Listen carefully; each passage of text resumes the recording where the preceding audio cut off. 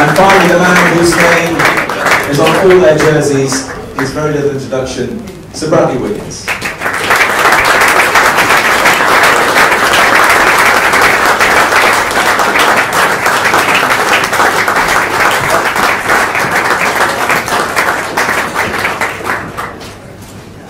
Thank you very much indeed, Sir Brad. Good to see you.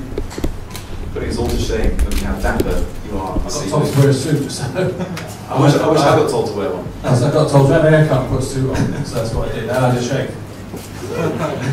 Poor man making the impression. And then you look like right scruffy sort of. Growing a beard now. Left Channel 5 and growing a beard. We're not here to talk about me, thankfully. It'll be a very short discussion about my Palmares. Brad, you grew up watching some of the greats racing, admiring the likes of Mr. Tom Simpson, Sean Kelly, Sean Yates. Yeah. You were with him as well. I bet plenty of the young lads and teenagers and I grew up in the same way, admiring you and what you achieved in the sport. How does it feel, once again, to see your name on the backs of the next generation? Yeah, I mean, I said every year it gets a little bit bigger, and I think every year we define a bit more what we're about, and this is probably the biggest year in terms of the team and what we're about and what we're trying to do. I think the look's changed quite a bit. We got rid of a bit of the old dead wood in the team.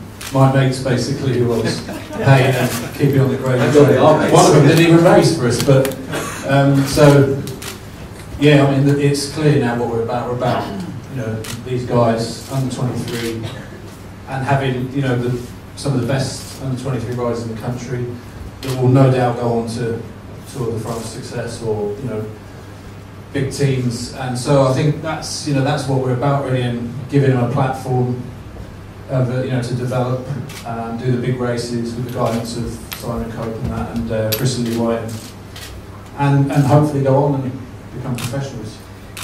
Because you didn't get to do it that way when you were their age. It was a different sort of setup back then. So, I mean, how important do you think it is for these young guys to have a development team like Wiggins with their best interests at heart and structured training as well? Yeah, I mean, for me it's everything, because when we set this team up, it was obviously to facilitate what we were trying to do on the track programme, trying to win the Olympics. And through that we had the likes of Chris Lawless and Owen Dahl that were in the team. And in some ways they defined what the team was about, because they were winning races, they were getting picked up by professional teams or getting spoken about by professional teams, and that we were like, well, this is our calling card, let's do this. You know, we don't want to be at the Tour de France. Most of these teams come along, all fancy, get a nice bus and say, you know, our goal is to be at the Tour de France in 5 years. That ain't our goal. We don't want to go near the Tour de France. And you know, we'd rather see guys go on and realise their full potential, and do it in a way where they're supported, you know, 100% with fantastic equipment, great kit. Nicole come on this board, on board this year with the team, as well as obviously the Pinarello who have been there from the start, and Zip and that, and obviously this year Lululemon have come on as the casual kit supplier, and so we're starting to build that up now, and I just think it's so much has changed in cycling over the last 20 years, and teams like this, I mean, no one else is doing it other than Axel Merckx, really. You know, everyone, like I say, everyone wants to win the Tour de France or have delusions of grandeur a little bit, based on kind of the money they've got or the riders they've got. Whereas this is just a little bit different, and I like it a bit different. You mentioned Axel Merckx there. Action is his development team in the States, and they've had British riders ride for them. Was that the sort of blueprint you were thinking of this year? Without doubt, because the amount of professional riders that have come from Axel's team is I don't know how many there was, but it's, you know, every year he gets 2 or 3. And he's kind of been renowned now. We've obviously had a few battles with him over signing of certain riders, and we've built the reputation now that you either come to this team or you go to Axel's team. And I mean, that's quite a big compliment for our teams, Axel's as well, that we're, you know, getting that kind of reputation now, because 5, 6, 7 years ago the natural pathway was to go through the British Cycling Academy, which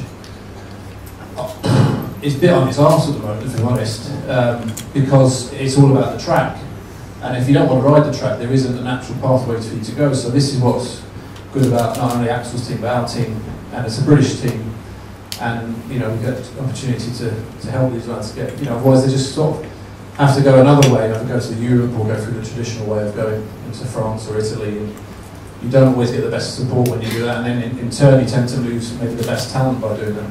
Yeah, and some people can be pretty good at cyclocross as well and come and race people. We'll talk about that in a minute.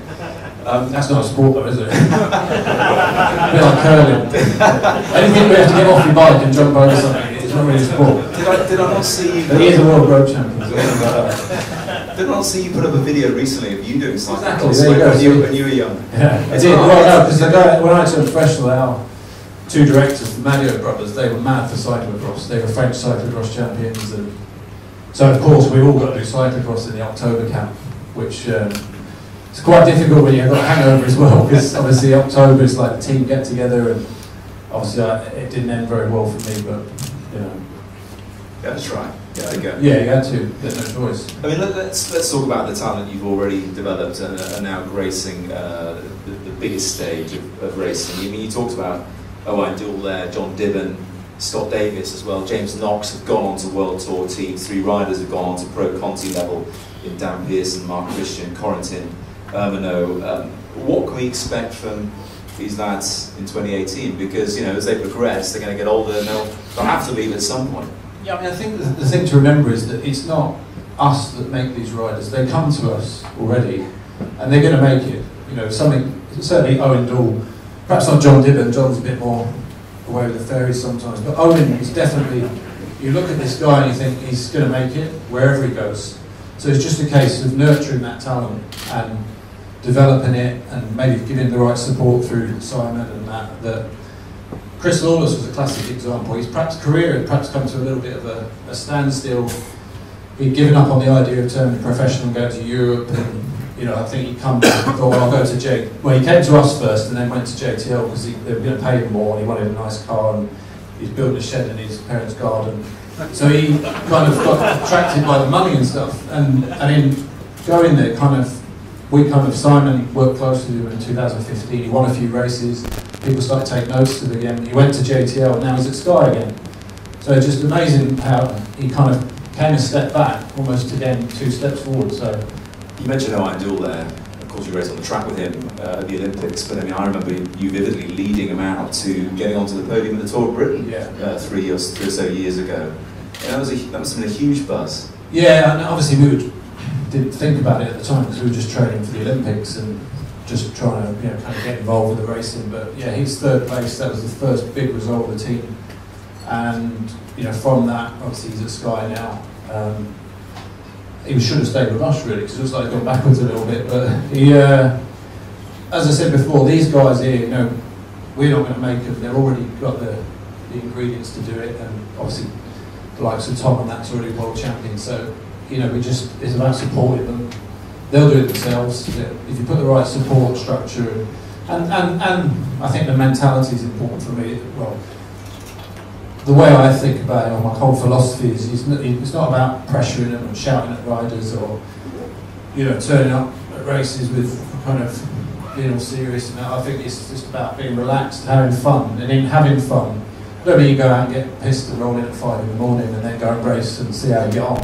But I mean, doing everything possible, being professional, but just being a bit more relaxed about it and setting that tone, because a happy rider will always get results.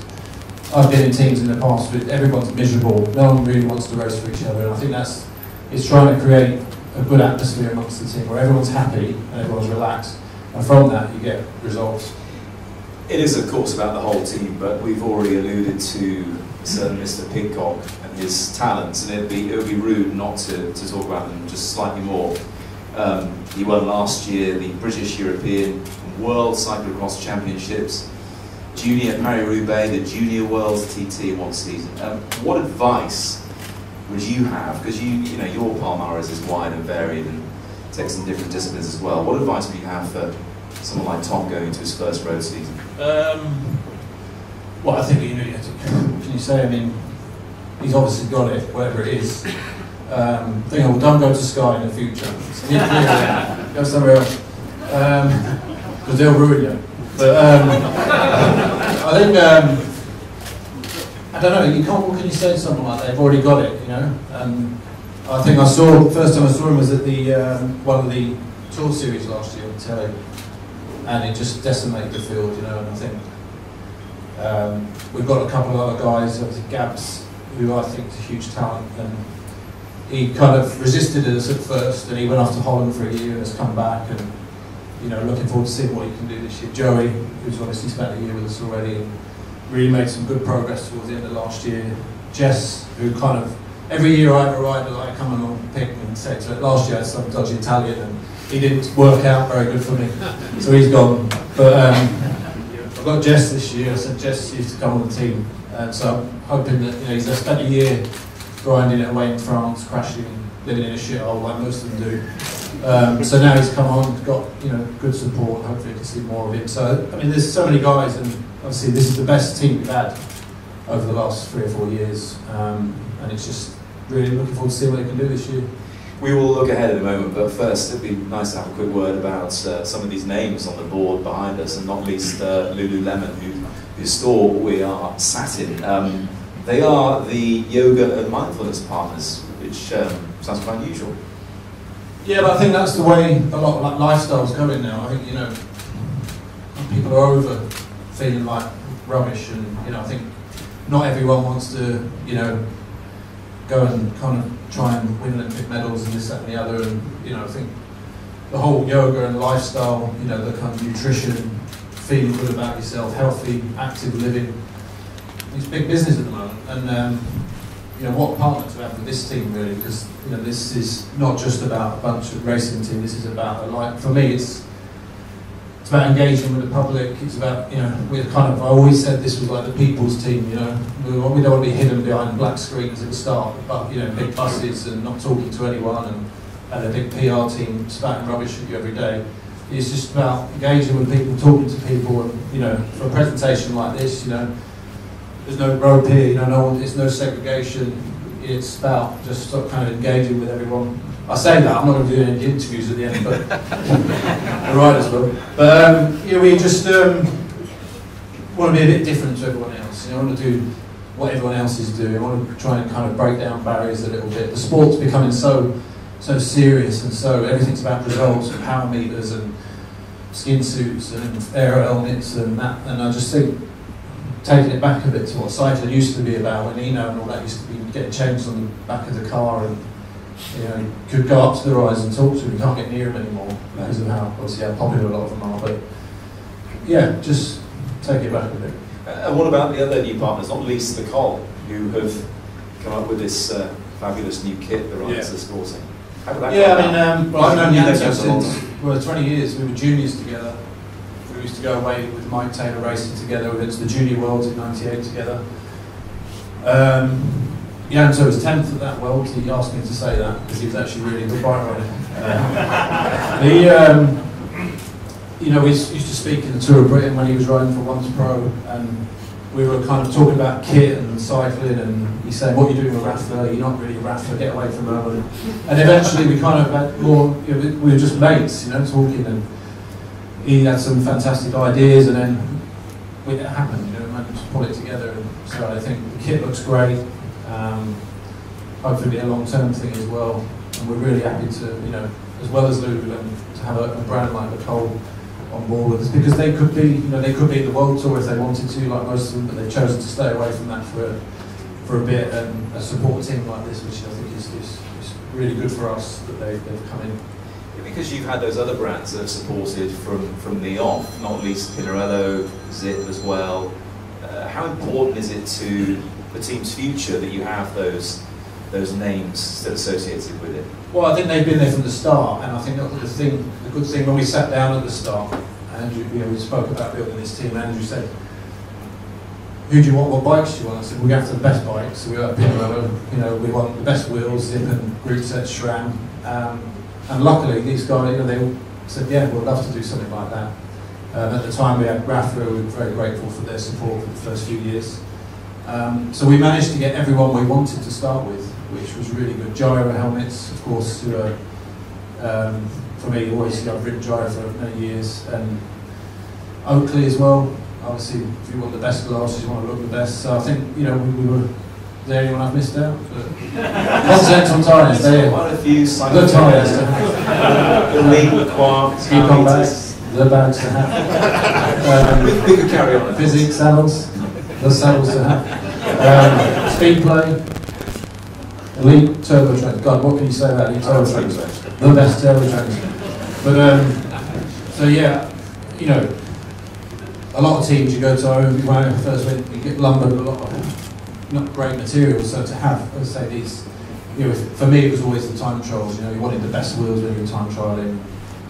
When I was at Sky the first few years, you know, Shimano wasn't great. You know, you certainly didn't have a great time trial set up there for the first few years, and I was always saying, can I just use zips without the stickers on, you know, and really pushing to try and get the best wheels. And then obviously, you know, having now when these guys turn up the time trial, the gyro helmets, you know, we've got the speed suits from Nicole, zip wheels, everything, speed play.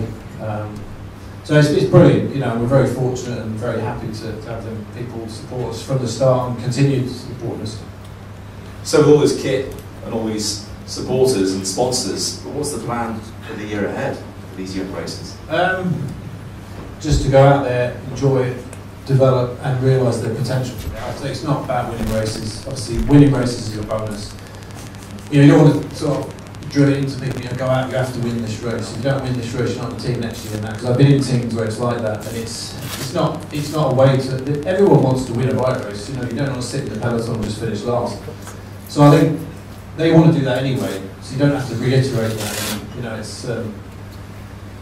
But if you can just create that happy environment.